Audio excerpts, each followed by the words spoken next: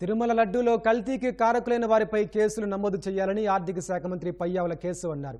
అనంతపురం జిల్లా బెలుగుప్ప మండలం రామసాగరంలో ఇది మంచి ప్రభుత్వం కార్యక్రమంలో ఆయన పాల్గొన్నారు. టీటీడీ పవిత్రతను కాపాడటానికి ప్రభుత్వం పనిచేస్తోందన్నారు.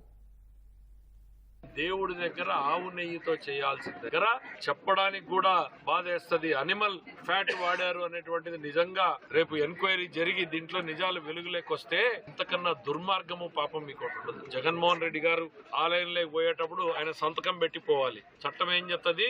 టీటీడీ దేవాలయంలో అన్ని మతస్థులు పోయేటప్పుడు అక్కడ నమోదు చేసుకుని పోవాలి. అది ఎప్పుడు కూడా టీటీడీ దేవాలయంలో జగన్మోహన్ రెడ్డి గారు సంతకం పెట్టలేదు.